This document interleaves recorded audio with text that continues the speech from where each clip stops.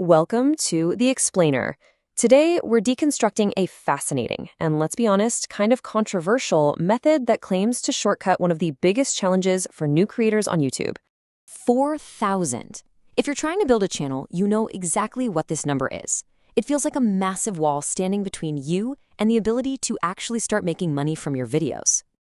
Yep, we're talking about 4,000 watch hours. It's the total time people have spent actually watching your content. And getting there, well, it can take months, sometimes even years of grinding away, making video after video. But what if you could just skip the line?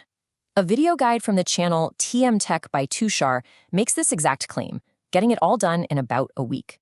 So we're going to break down exactly how this process is supposed to work. Okay, so first things first. Before you even think about going live, there's a very specific checklist you have to follow. You got to get a few things set up just right.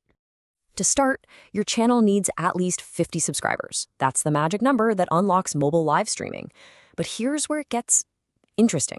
The guide tells you to go to a Telegram channel to download a specific static image and a pre-written title. Then, on your phone, you set up a public stream using the screencast setting. All right, setup is done. Now we get to the core of the strategy, the broadcast itself.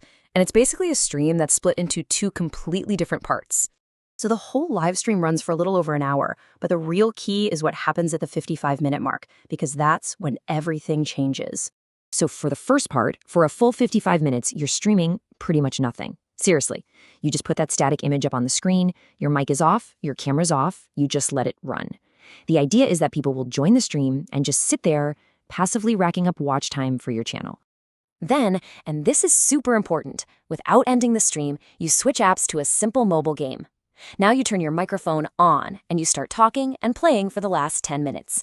So you go from total silence to actual, real content. Okay, the broadcast is over, but believe it or not, the most critical step of this whole process happens after you've gone offline. The real work is about to begin. And this really is the million-dollar question, isn't it?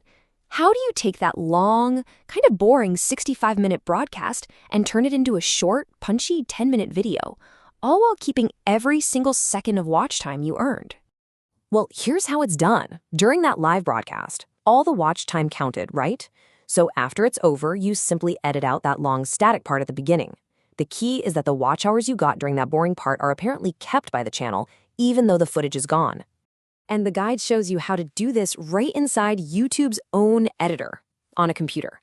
You just go into YouTube Studio, find the video, use the trim and cut tool and chop off the first 55 minutes. You save the changes, and just like that, the only thing the public sees is that final 10-minute gameplay clip.